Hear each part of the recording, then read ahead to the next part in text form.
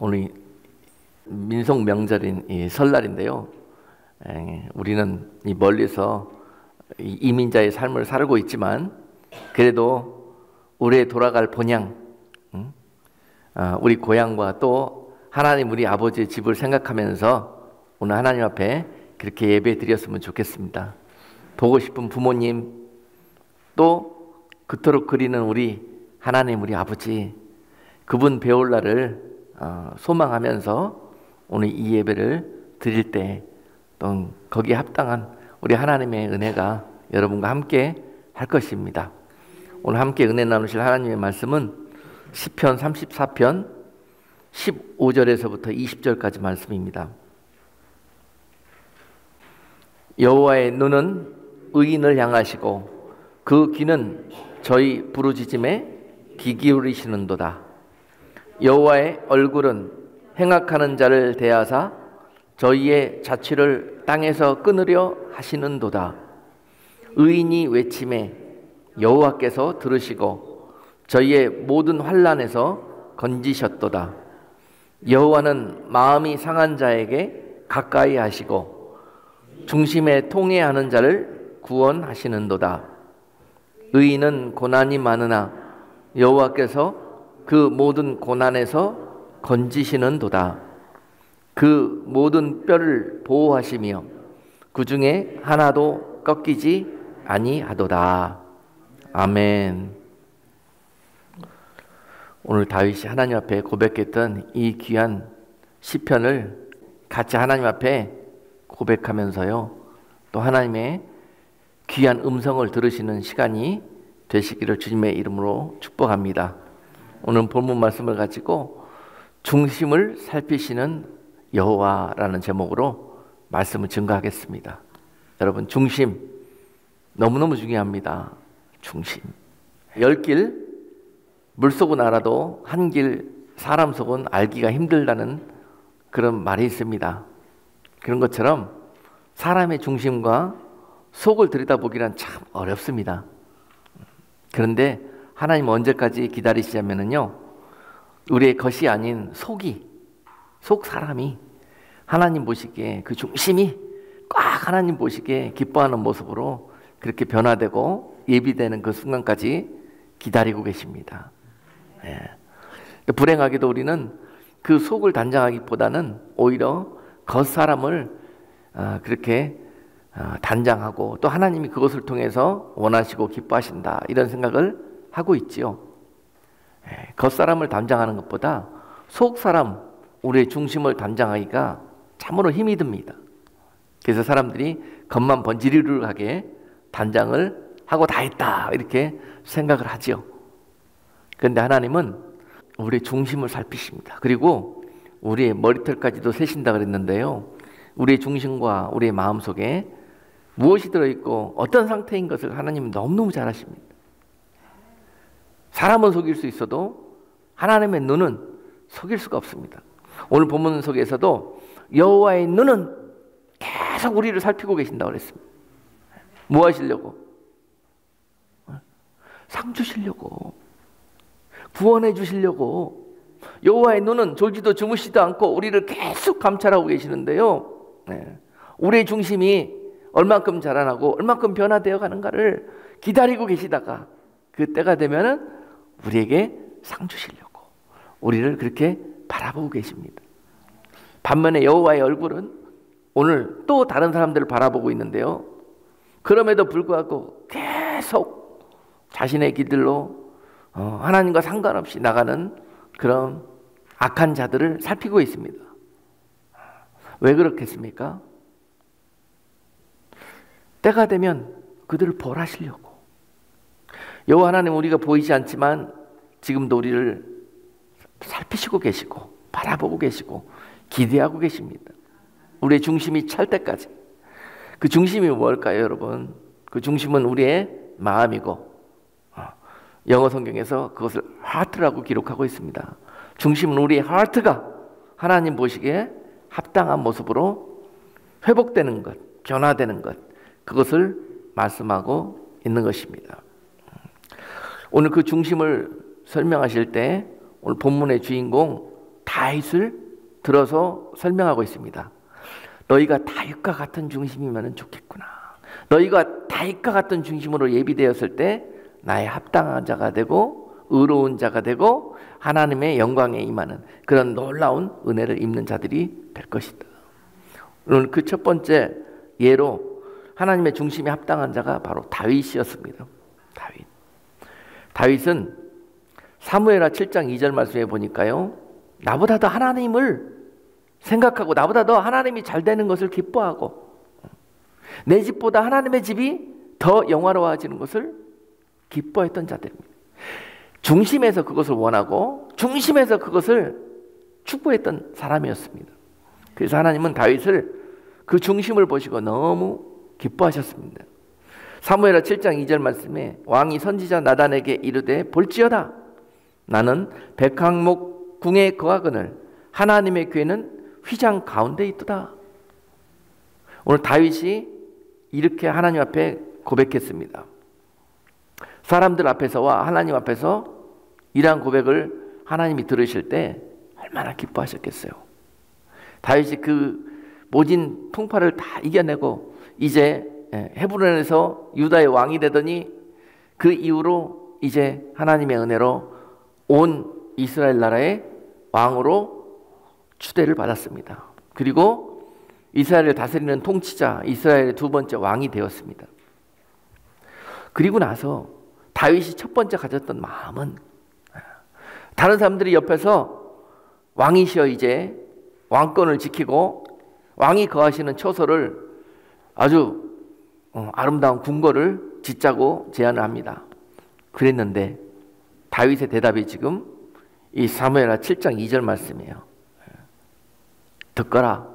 지금 하나님의 궤는 저 들판에 천막 가운데 계시는데 내 집은 어찌 호화롭고 화려한 궁궐을 짓고 백향목으로 이 화려한 집을 지을 수가 있단 말인가? 이것이 어찌 가당하겠는가? 이렇게 이야기하고 있습니다. 흔히 사람들의 마음은 이제 모든 고생도 끝나고 안정이 되었으니 그렇게 하자 이렇게 대답을 했을 것입니다. 그런데 내 생각을 하기 이전에 먼저 하나님의 뜻이 무엇일까? 하나님의 마음이 무엇일까? 그렇게 하나님의 합당한 마음을 살피려고 노력했던 사람이 바로 다윗이었습니다. 범사가 그렇습니다. 사람들이 보든지 보지 않든지 늘 여호와의 눈을 의식하고 하나님이 어떻게 생각하실까? 하나님이 어떻게 보실까? 이것이 판단의 중심이었습니다. 이런 사람을, 이런 중심을 가진 성도들을 하나님이 살피고 찾고 계시는 거예요. 그런데 중심은요, 하나님이 언제 보시냐? 우리가 이렇게 겉모습을 잘 포장하고 중심이 이런 것처럼 보이고 있을 때는 하나님이 누구십니까? 다 압니다. 근데 사람들은 그 모습으로 하나님을 속이려고 그래요. 근데 하나님은요, 네가 그러냐? 그러면서 갑자기 옆구리를 쿡 찔르십니다. 그러면서. 그럼 우리가 무의식적으로 반응하잖아요. 어떤 사람은 막 신경질내면서 누가 내 옆구리 찔르냐고 막 그러면 그 사람의 중심이 그런 거예요. 본질이 그 사람 속에 그런 거예요. 그걸 다 지금 포장하고 있었는데 툭 찔르면 툭 나옵니다. 그냥. 하나님은 우리의 중심을 달아보시고 살피시기 위해서 때로는요 이런 일도 허락하십니다. 그래서 어떤 일들이 여러분 우리 사건 속에 삶 속에서 벌어질 때 그것들에 내가 어떻게 반응하느냐에 따라서 하나님은 우리의 중심을 그 순간도 보고 계시는데 그때 네 중심이 이렇구나라는 것을 하나님이 아시는 거예요. 무방비 상태에 있을 때, 무의식 상태에 있을 때 네가 무엇을 의지하고 네 속에 무엇을 추구하고 있는지가 그렇게 드러나게 되어 있습니다. 그러므로 여러분 사람들이 보는 앞에서보다 아무도 보지 않고 그리고 아무도 보지 않고 있지만은 하나님이 나를 보고 계신다는 그런 생각을 늘 하고 계시는 자가 바로 중심이 여호와 앞에 드려지는 그런 귀한 성도의 은혜를 누리게 될 것입니다. 할렐루야. 여러분 또한 다윗이 사무엘상 17장에서는 이렇게 하나님 앞에 반응했죠. 많은 사람들이 블레셋 군대들 앞에서 두려워 떨고 있습니다. 골리앗이라는 자가 나와가지고 하나님의 이름을 조롱합니다. 비웃습니다. 비아냥거립니다. 그런데 이스라엘 군대들은 그 골리앗 앞에 나가서 싸울 자가 없습니다. 두려워 떨고 있습니다. 하나님의 이름과 하나님의 영광보다는 내 생명이 우선입니다. 그러고 있을 때 군사도 아닌 다윗이 잠깐 심부름 갔다가 그 현장을 목격하고 누가 나가서 저 골리앗과 싸울 자가 없느냐 사울왕이 물어볼 때 내가 나가서 싸우겠습니다. 다윗이, 소년 다윗이, 군사도 아닌 다윗이, 나가서 싸워야 될 의무도 없는 다윗이 내가 나와서 저 하나님의 이름을 능멸하는 저 할례 못지 못한 자와 싸우겠나이다. 그리고 무기도 없이 물맷돌 5개 들고 나가서 그와 싸웠습니다. 이것이 다윗이 갖고 있는 중심이었습니다. 누가 하나님의 이름 건드리면 가만히 안 놔둡니다. 할렐루야. 마음의 중심 속에 내가 사랑하는 내 하나님, 그분을 누가 모욕하고 그분을 누가 조롱하는 것 견딜 수가 없는 거예요. 차라리 그 싸움하면서 내가 죽을 망정 내가 이 싸움 나가겠습니다 했던 것이 바로 다윗의 중심이었습니다. 아무도 없었습니다.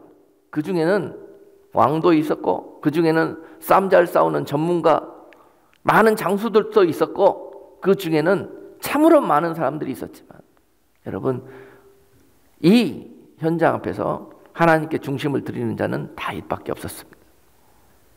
많은 사람들이 있습니다. 그러나 많은 사람들 중에서 그 중심이 하나님 앞에 드려지는 자가 과연 얼마나 있겠습니까? 그렇지만 하나님은 오늘도 그 중심을 찾고 계셔요. 그 중심을 이 많은 무리수를 하나님의 합당한 그 중심을 찾는 그 순간 하나님이 기뻐하시고 춤추시는 그 하나님의 마음을 한번 상상해 보셔요. 여러분 죽고자 하는 자가 죽습니까? 다윗이 그 싸움에 나가서 죽었습니까? 여러분 하나님은 졸고 계십니까? 돌아가셨습니까? 오늘 그렇잖아요. 그 다윗의 마음을 오늘 본문 말씀 들으면서 여러분들이 헤아리고 그 중심을 잘 여러분들이 깨달아서 여러분들 신앙생활에 적용하신다면 오늘 이 시대에 하나님께서 여러분들의 중심을 보시고 이와 같이 기뻐하실 것입니다. 다윗은 그가 어느 상황과 어느 환경에 놓여 있을지라도 그는 하나님 앞에 중심이 흔들리지 않았습니다. 그가 목동으로 외롭게 저 목장에서 양을 치고 있을 때도 그는 하나님 앞에 최선을 다하며 자기의 중심을 하나님 앞에 드렸습니다.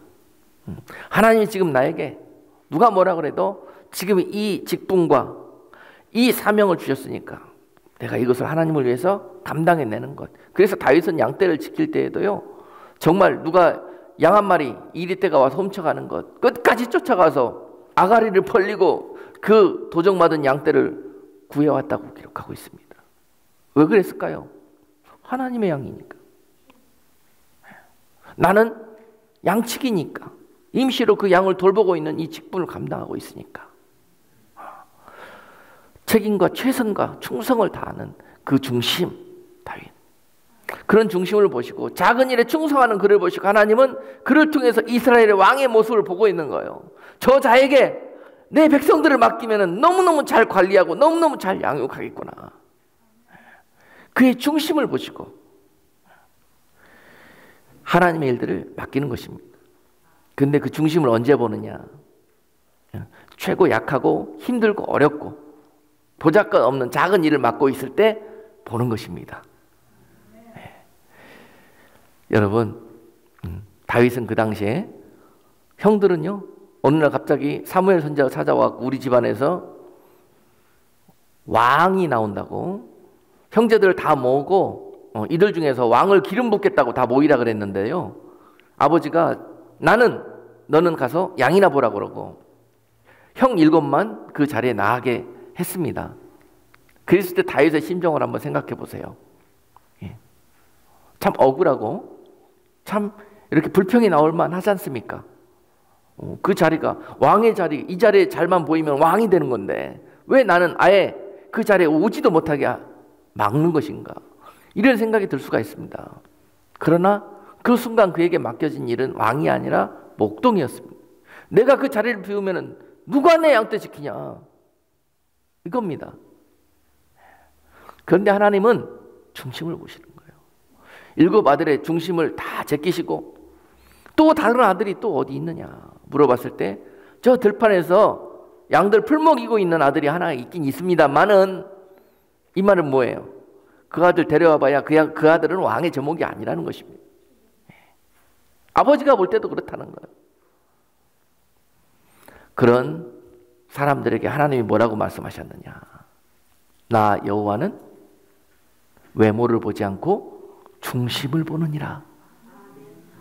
내가 찾는 일꾼은, 내가 찾는 왕은 바로 외모와 용모를 보지 않고 그 중심을 보신다고 말씀하셨습니다.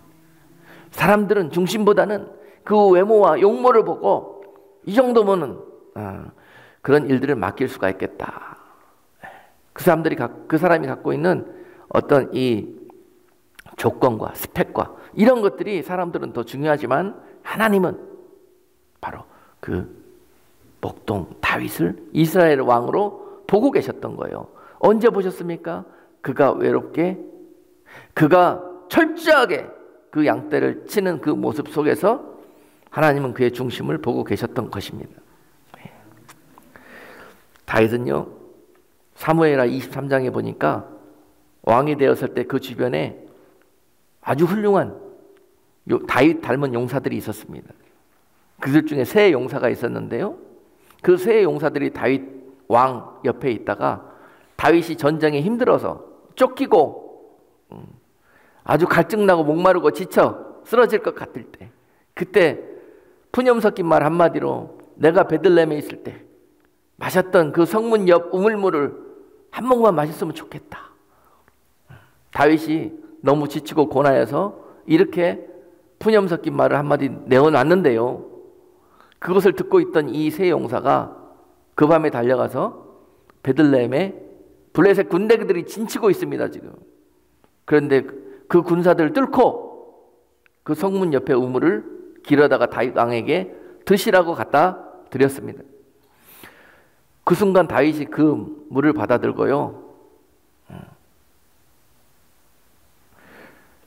성경은 그렇게 기록하고 있습니다. 사무엘 23장에서 이것들은 내 사랑하는 용사들의 피니라, 내가 어찌 이것들을 마실 수가 있겠는가. 그리고 그것을 하나님의 전 앞에 갖다 부어드렸다고 기록하고 있습니다. 다윗은 바로 그런 마음의 중심과 그런 마음의 특별한 그런 하트를 가지고 있는 인물이었습니다. 하나님이 사랑하고 예뻐하지 않을 수가 없는 그런 중심을 갖고 있는 사람이었습니다. 많은 사람들이 하나님 앞에 사랑받고 싶어 합니다. 하나님 앞에 이런 아름다운 중심을 드리는 자들마다 왜 하나님이 다윗처럼 여러분들을 사랑하지 않겠습니까? 하나님은 이런 중심을 가진 자를 지금도 찾고 그와 사랑을 나누기를 원하십니다. 그와 관계하기를 원하십니다. 그래서 하나님은 우리 사람들을 지으셨다고 기록하고 계십니다. 그런데요, 에레미야 5장 1절 보니까 그래서 지어놓은 하나님의 백성 이스라엘이, 유다가 어떤 모습이었냐? 에레미야 5장 1절 말씀에서 너희는 예루살렘 거리로 빨리 왕래하며 그 넓은 거리에서 찾아보고 알라. 너희가 만일 공의를 행하며 진리를 구하는 자를 한 사람이라도 찾으면 내가 이 성을 사하리라. 이렇게 말씀하고 계셔요. 여러분, 이스라엘 중에서도 유다 그러면은 그래도 믿음에 정말 이 중심과 이런 이 전통이 있는 그런 나라 아닙니까? 근데 그런 자들 가운데서도요, 오늘 이런 일들이 벌어지고 있다는 것입니다. 너희들 중에 만일 거리로 나아가서 공의를 행하고 진리를 구하는 사람이 한 사람이라도 있으면 내가 유다를 망하고 포로 보내지 않겠다는 것입니다. 몇 사람이요? 한 사람. 소돔과 고모라 성 때 10사람 찾으라 그러니까 못 찾아가고 멸망당했지 않습니까? 하나님이 다 아십니다. 한 사람이라도 찾으면 내가 이 성을 멸하지 않겠다는 거예요. 한 사람. 여러분, 이 시대에도 이 말씀을 우리에게 주시는 하나님의 그런 부르심이다라고 우리의 영이 듣기를 원합니다. 오늘 이 시대에도 하나님은 계속 이렇게 한 사람에도 그 중심에서 하나님을 찾고 하나님의 말씀대로 살고자, 하나님을 사랑하며 하나님께 합당한 그런 삶을 살고자 애쓰며 이 영적 싸움에서 죽으면 죽으리라 하고 나아가는 그런 자들을 찾고 계신다는 사실입니다. 그 사람을 찾을 수 없어 하나님이 한탄하시며 눈물을 흘리시는 그런 하나님의 마음과 하나님의 눈물을 볼 수 있는 그런 여러분들의 심령이 될 수 있기를 주님의 이름으로 축복합니다.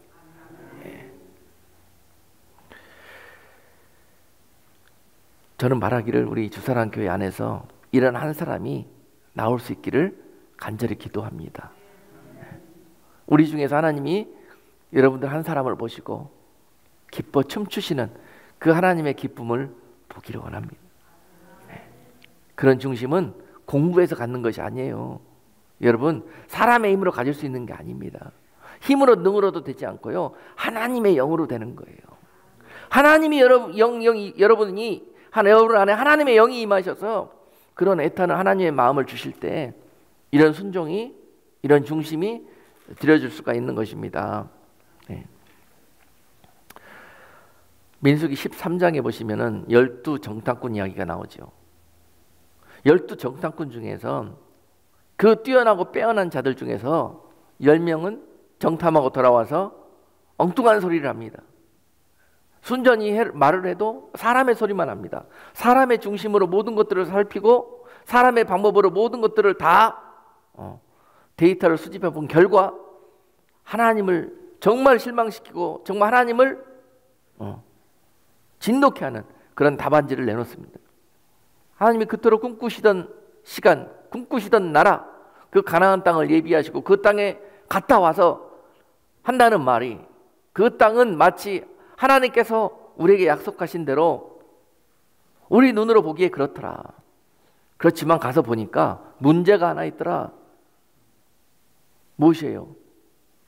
그 땅은 젖과 꿀이 흐르는 땅이 맞지만 그들이 그 땅에 거하고 있는 거민들을 보니까 거인족 속이고 너무너무 강해서 그들과 우리를 비교해 보니까 우리는 메뚜기 같더라. 그런 우리가 어찌 가서 그 땅을 정복할 수가 있겠느냐. 그러므로 우리는 그 땅에 들어가면은 망하게 될 것이다. 이런 보고서를 내놓습니다.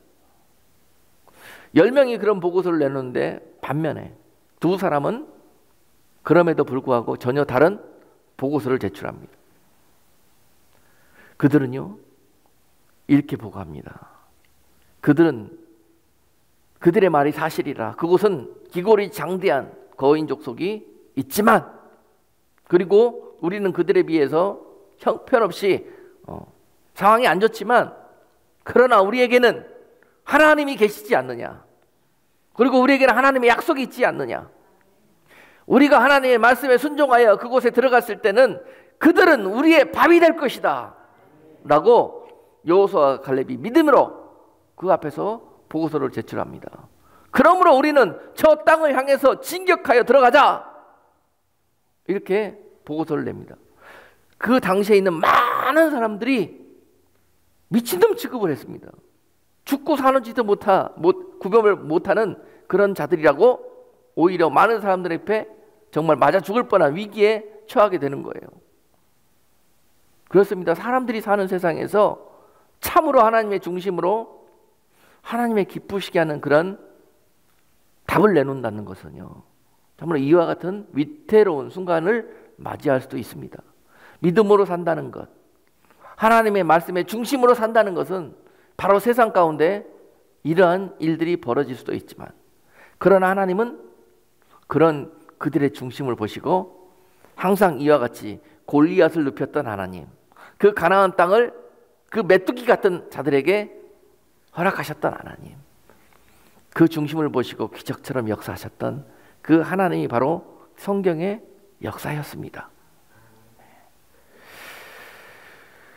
민수기 14장 24절의 말씀에 보니까 그 여호수아와 갈렙 두 사람이 가졌던 중심이 이렇다는 것입니다. 오직 내 종 갈렙은 그 마음이 그들과 달라서 나를 온전히 쫓았은즉. 이 부분이 너무너무 중요합니다. 내 종 갈렙과 여호수아는요, 누구와? 그들 위에 모든 사람들과 마음이 달랐다. 영어 성경에 보니까 different heart, 마음이다. heart가 다르대요. 여러분들 살면서 주변에서 그런 분들 보시잖아요. 저 사람은 마음이 너무너무 이뻐. 마음 씀씀이나 하는 행동이 너무너무 달라. 다른 사람들하고 달라. 이런 사람들 있지 않습니까? 그것이 가식적으로 나오는 것이 아니라, 어떤 목적을 가지고 하는 것이 아니라 아무 조건도 없이 그냥 그 사람 자체가 그런 거예요. 그런 표현들이 바로 마태복음 25장에 나오잖아요. 나중에 주님의 우편에 설 자들이 그렇지 않습니까? 그 사람들은요, 자기가 의식하거나 꾸미거나 뭐 이렇지 않아요. 그냥 삶의 중심이 뭐든지 주님에게 하듯이 하는 거예요. 그래서 아주 지극히 작은 자 하나를 보더라도 죽게 하듯이 그 마음의 중심으로 섬기고 사랑하고 이해해주고 보살펴주고 하는 거예요. 하나님께서 졸지도 주무시지도 않고 그가 하는 모든 중심을 다 보았던 거예요. 그러고 나서 그날에 주님 앞에 섰을 때 너는 내 우편에 설 자야, 이렇게 말씀하실 때, 주여 제가 어째 주를 위해서 이리저리 했고 저는 어떻게 그런 영광을 누릴 수가 있겠습니까? 이렇게 이야기합니다. 그랬을 때 주님께서 그가 네가 그때 이렇게 했고 이때 이렇게 했던 것이 바로 나에게 했던 것이라. 내가 그것을 다 보고 내가 그것을 다 기억하고 있노라. 할렐루야. 그가요, 그것을 주님 앞에 이런 칭찬을 받으려고 한 것이 아니에요. 그는 중심이 그래요. 하나님의 피가 흘러요. 하나님의 마음이 그 속에 있어요. 그래서 그렇게 행동하지 않고서는 불편해서 살 수가 없어요. 그렇게 사는 거예요. 그런데 주님의 좌편에 설 자들은 그 사람 보고 바보래요. 미친놈이라고 그래요. 계산도 할 줄 모른다 그래요. 그래서 주님의 주님의 좌편에 서게 되는 거예요. 그리고 남들이 보아서 계산해 봤을 때, 이것은 나에게 유익이 되고 이렇게 하면 나중에 하나님 앞에 나갔을 때 칭찬을 받고 상을 얻겠구나 하면서 의식적으로, 의도적으로 그렇게 하는 사람들이 나중에 주님의 좌편에 서게 될 것입니다. 그러니까 여러분, 오늘 말씀을 드리면서 아예 그냥 중심이 바뀌어져 버리는 게 좋아요. 아예 중심이, 이번에는 중심이 바뀌어야 되겠다. 이번에는 이렇게 하는 게 좋겠다. 왔다리 갔다리 하지 마시고 그냥 중심이 하나님 마음의 합한 자로 그냥 바뀌어져 버리는 그런 성도가 참으로 이날의 영광이 있을 것입니다. 다른 사람과 한번 다른 마음을 가져보려고 부단히 기도하시고 부단히 한번 애써 보셔요. 이것이 신앙생활이고 영적 싸움입니다. 다른 사람들 쫓아갈 생각하지 마시고, 다른 사람들이 그런 마음 갖고 그런 행동하더라도요, 그런 사람들 보고 욕하지 마시고, 여러분 그런 사람들 따라 행동하지 마시고 그들과 다른 마음과 그들과 다른 행동을 하시려고 그렇게 한번 올 한 해 기도하면서 애써 보셔요. 여러분의 마음의 중심이 하나님 보시기에 합당한 모습으로 바뀌어지실 것입니다. 하나님 오늘도 여러분들이 변화되기를 원하시고 중심이 하나님의 마음에 합한 자로 그렇게 자라나기를 원하시면서 기대하고 기다리고 있는 것입니다. 할렐루야. 중심으로 하나님께서 통해하는 자를 찾으십니다. 그 중심이 오늘 본문 말씀의 18절에 보니까요, 여호와는 마음이 상한 자에게 가까이 하시고 중심에 통해하는 자를 구원하시는도다. 여호와 하나님은요, 오늘도 그 중심이 하나님 때문에 상처받고 또 좌절되고 또 세상에서 자기가 뜻하는 대로 잘 되지 않는다 할지라도 그 마음 가지고 하나님에 나와서 하나님 도와주세요.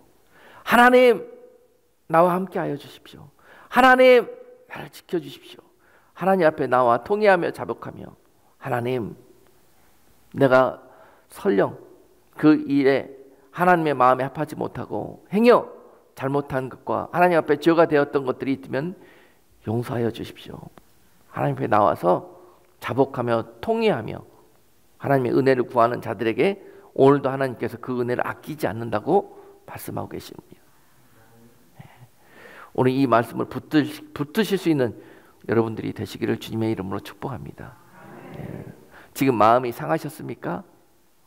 믿음 생활 좁은 길 걷다 보니까는 참 여러 가지로 많은 뜻하지 않은 일들도 겪고 참 여러 가지로 여러분들이 감당해야 될 그 십자가가 있으십니까? 그러면 그 십자가 지는 것이 너무 힘들고 버거워서 때로는 내팽개쳐 버리기도 하고 그런 마음이 들기도 하고 때로는 하나님과 상관없이 그렇게 살았던 적이 있을지라도 하나님은 나와 통회하며 하나님 앞에 자복하며 용서를 구하는 자들의 편이시라고 그랬습니다. 하나님 오늘도 예배하는 가운데 이런 자를 찾으십니다. 이 땅에 의인이 어디 있습니까, 여러분? 그러나 이와 같이 하나님 앞에 나와서 죄인의 마음을 가지고 하나님 앞에 용서를 구하며 회개하며 주님 앞에 나와 통회하는 자들에게 하나님은 주님께서 십자가에서 흘리신 그 능력으로 그 보혈의 그 놀라우신 약속으로 회개하고 자복하는 자들에게 은혜를 주신 하나님이십니다.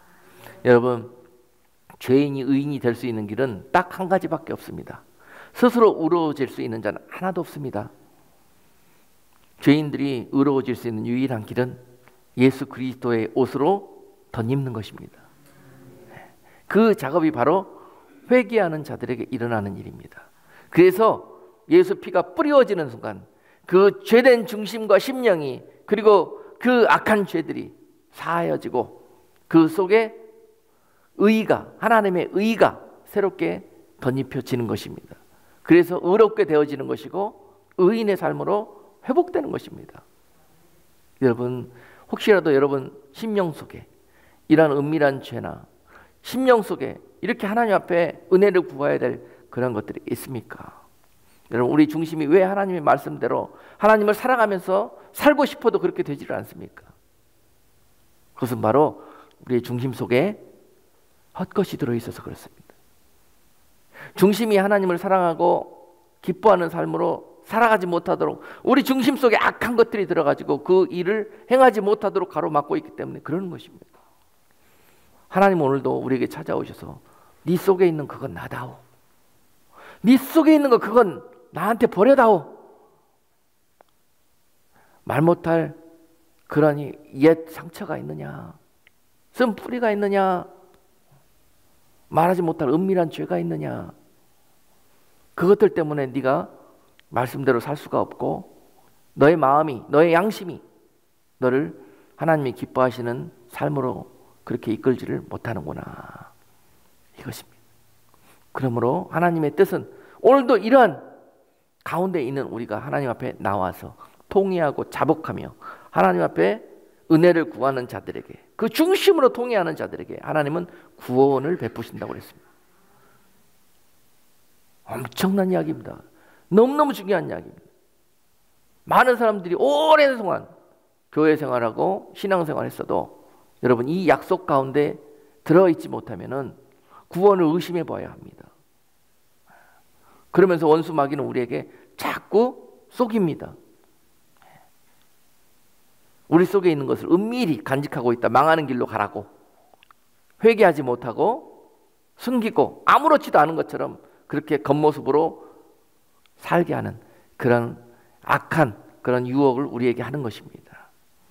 오늘도 여러분 주님이 오셔서 내가 의인들을 찾으러 온 게 아니다. 죄인들을 찾아서 내가 십자가에서 흘린 피로 회개하고 정결케 되기를 원하는 자들을 구원하러 왔느니라. 주님이 오셨을 때 어디 믿음 있는 자를 보겠느냐. 그러나 주님 때문에 회개하고 정결케 된 자를 구원하러 오시는 것입니다. 그러므로 여러분 성도들의 본분은 그것입니다. 하나님께서 예수 그리스도를 이 땅에 보내신 이유가 바로 그분을 덧입고 그분을 의지하고 그분의 피로 정결케 되어져서 구원하여 나와 영생 복락을 누리자는 그런 하나님의 뜻 가운데 예수 그리스도가 이 땅에 오셨고 우리 죄인들이 구원 얻을 그런 생명의 길이 열리게 되는 것입니다. 이것을 이루는 것이 바로 하나님의 뜻인 것이에요. 이것이 바로 하나님의 뜻입니다. 하나님의 뜻은 여러분들이 하나님의 능력받고 축복받아가지고 이 땅 가운데 영원토록 잘 먹고 잘 살고 이 땅에서 행복한 것, 행복하게 살다가 천국 오는 것, 그것이 아니에요. 여러분, 죄인된 삶을 살고 있던 우리가 예수를 모르며 하나님을 모른다 하면서 고아와 과부 같은 삶을 살았던 우리가 정령으로 하나님의 집으로 우리가 회복되고 영생 가운데 우리가 다시 돌아가게 되는 것, 바로 그 일을 위해서 하나님이 이 땅 가운데 우리를 살게 하신 것입니다. 많은 사람들이 주여 주여 합니다. 주님의 이름을 부르기는 합니다. 믿는 것 같아 보입니다. 그러나 예수님이 오셔서 그들에게 하신 말씀이 마태복음 7장 22절로 3절 말씀에서요, 그날에 많은 사람이 나더러 이르되 주여 주여 우리가 주의 이름으로 선지자 노릇하며 주의 이름으로 귀신을 쫓아내며 주의 이름으로 많은 권능을 행치 아니하였나이까 하리니 그때 내가 저희에게 밝히 말하되 내가 너희를 도무지 알지 못하니 불법을 행하는 자들아 내게서 떠나가라 하리라. 정말 충격적인 말씀이에요. 많은 사람들이 그냥 교회 다니면은 다 천국 간다고 생각해요. 그 안에 주님이 와갖고 아이고 잘했다, 착하고 충성된 종아, 이렇게 이야기할 줄 알아요. 근데 교회를 어떻게 다녔느냐가 중요하다는 거예요. 어떻게 다녔느냐가, 중심으로 다녔느냐 아니면 껍질만 다녔느냐, 이것이 중요하다는 것입니다. 어차피 다니고 있는데요, 왜 껍질만 왔다 갔다 하십니까? 중심으로 한 번의 예배를 드리더라도 하나님의 마음을 움직일 수 있는 이 다윗과 같은 그런 중심을 가지고 하나님 앞에 예배하는 그런 성도를 찾고 계십니다. 여러분, 교회는 그렇게 다니는 겁니다. 많은 사람들이 그냥 뒤에서 눈도장만 찍고 가면은 되는 줄 알고 그렇게 신앙생활 하려고 그래요. 그래서 많은 사람들이 모인 군중 속에 숨어서 신앙생활 하려고 그래요. 하나님 앞에 드러내십시오, 여러분. 여러분들의 중심을 드러내면서 그렇게 신앙생활 할 수 있는 은혜가 있기를 원합니다. 하나님 보실 수 있도록 교회 안에서도 돌아가셔서 여러분 삶 속에서도 그와 같은 중심을 가지고 신앙생활하는 지혜로운 성도들이 되시기를 주님의 이름으로 축복합니다. 그렇게 신앙생활 그렇게 열심히 하셔놓고 평생 하시고 날 때부터 모태신앙으로 신앙생활 하셨음에도 불구하고 그날에 주님께서 나는 너를 도무지 모른다. 그러면 여러분 주님 앞에서 어떻게 대답하실래요? 저 사람들처럼 주여 왜 나를 모르십니까? 내가 교회에 가서 주여 주여를 몇 번을 불렀고 내가 새벽 기도를 했고 내가 예배를 한 번도 빠지지 않고 내가 이리저리 하면서 신앙생활을 했는데도 불구하고 왜 주님은 나를 모른다 하셨습니까? 이렇게 주님 앞에서 따지실래요? 그들이 바로 주님의 좌편에 설 자들입니다. 주님은 이것을 가지고 불법이라고 말씀하십니다. 불법. 오늘 주님이 하나님의 법을 말씀하셔요. 내가 너의 중심을 보기를 원하노라. 중심을 보기를 원하노라. 그 중심은 내가 위태롭고 내가 힘들고 내가 절박했을 때 나타나는 것입니다. 지금 죽을 병이 걸렸습니까? 여러분 생명이 위태롭습니까? 그런 가운데서도 하나님 붙들고 하나님 끝까지 의지하면서 내 생명보다 하나님을 더 의지하고 사람의 손보다 하나님의 약속을 더 의지하면서 여러분 생명 앞에 놓고 내가 선택하는 겁니다. 이런 순간에 주님의 좌편에 설 자들은 너무너무 초라해집니다. 너무너무 창피해집니다. 믿음이란 언제 있었느냐 싹 팔아먹어버리고 사람이 할 수 있는 모든 최선을 다합니다. 사람의 방법과 여러 가지 세상의 방법들을 동원해가면서 하나밖에 없는 내 목숨인데 어떻게 살려낼 수 있을까? 이것을 위해서 하나님의 이름은 저 뒷전으로 내팽개쳐버리고 그렇게 자기 길로 갑니다. 어떤 사람은 이렇게 갑니다. 근데 그가 오늘 주님 보실 때 그는 세상에서 선지자 노릇도 했고 어떤 이는 귀신도 쫓아내고 어떤 이들은 많은 권능을 행하면서 주여 주여 하면서 교회 다니고 신앙생활하고 어떤 이들은 사역자이기도 했고 어떤 이들은 주의 일들을 하는 그런 자들이라고 말씀하고 있었습니다. 어떤 일들을 하는 것이 중요하지 않습니다. 그의 중심이 어떠해 있는가가 중요한 것입니다. 이것이 바로 하나님의 말씀이고 하나님의 나라입니다. 로마서 10장에서 사도 바울이 로마 교회에게 이렇게 권면했습니다. 그들이 하나님을 섬길 때 여러분 초대교회 성도들이 얼마나 귀합니까? 많은 핍박을 받으면서도 그들은 예수의 이름을 지키고 또 하나님께 그 핍박받는 상황 속에서 예배하기를 즐거워했던 자들이었습니다. 그런 로마 초대교회에게 바울이 편지하여 말하기를요, 로마서 10장 9절로 10절 말씀에서 이렇게 기록하고 있습니다. 네가 만일 네 입으로 예수를 주로 시인하며 또 하나님께서 그를 죽은 자 가운데서 살리신 것을 네 마음에 믿으면 구원을 얻으리니 사람이 마음으로 믿어 의에 이르고 입으로 시인하여 구원에 이르느니라. 입으로 시인하면 구원에 이른다 그러니까요, 이 말씀을 잘 해석을 해야 됩니다. 입으로 시인하는데요, 입으로 나오는 것으로 구원을 잃게 되는데요, 입으로 나 예수 믿습니다라는 것으로 구원을 얻게 되는데요, 그 입에서 나오는 것이 어디에서부터 나와야 된다고요?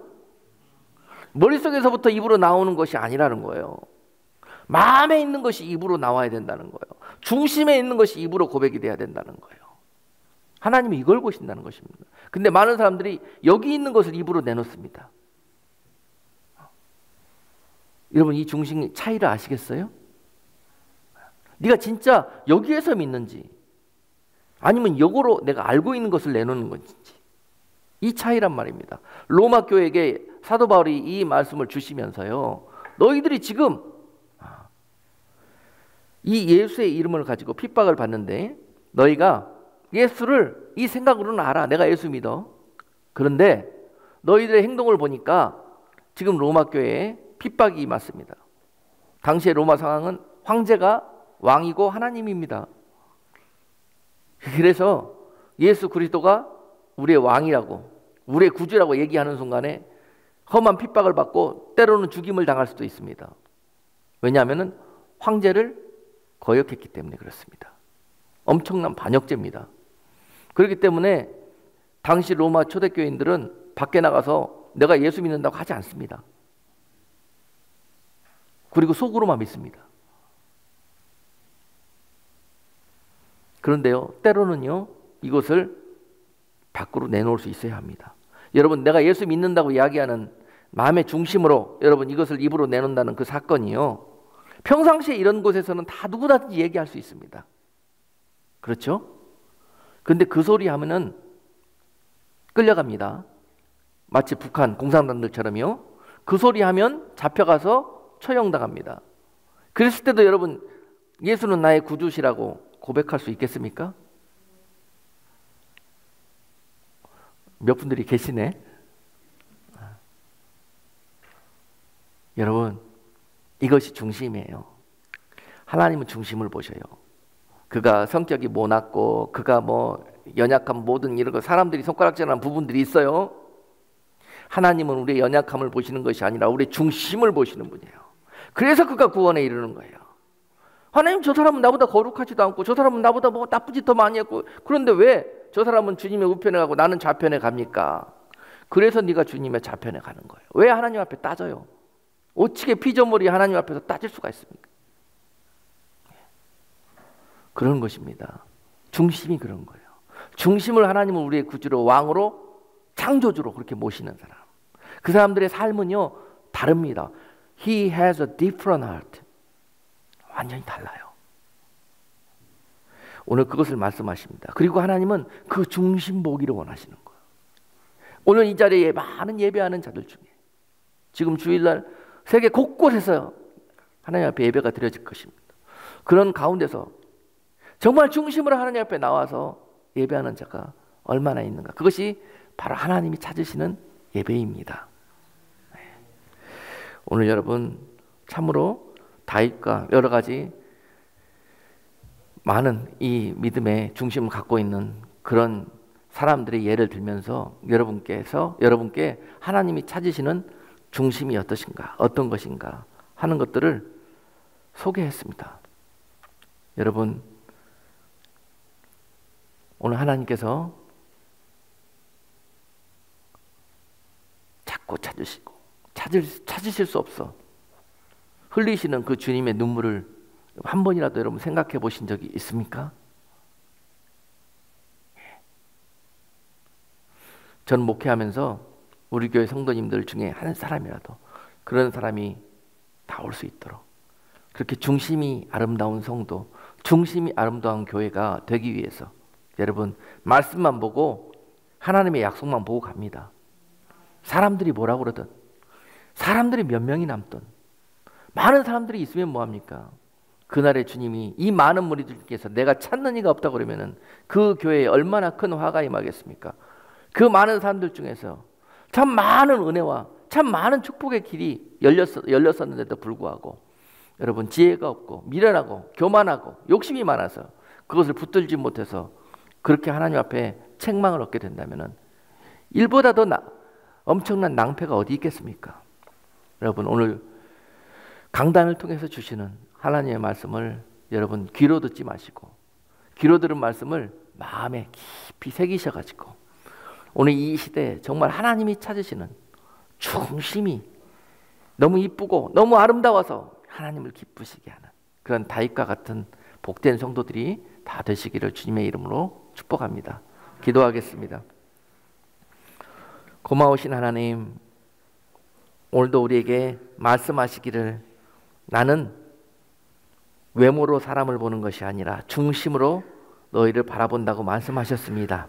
하나님, 우리가 미처 그것을 머리로는 알고 있었지만 주님, 그런 하나님의 마음을 헤아려 보지도 못하고 그저 우리의 속사람을 그 중심이 아름다운 그런 하나님이 찾으시는 사람으로 단장하지 못하고 오늘도 헛되이 마당만 밟는 그런 성도의 삶을 살았다면 오늘 이 말씀을 듣는 자들마다 주님 저들의 마음속에 하나님의 거룩한 영이 임하셔서 하나님 저들을 하나님이 기쁘시게 하는 그런 중심이 아름다운 성도의 삶으로 인도해 주시옵소서. 성령의 인도하심에 저들이 순종하며 아멘하며 화답하며 하나님께서 저들을 부르시고 저들을 이 땅에 보내신 모든 목적을 이루는 그런 하나님의 뜻을 이루는 성도들로 은혜 베풀어 주시옵소서. 예수 그리스도 이름으로 기도드리옵나이다. 아멘.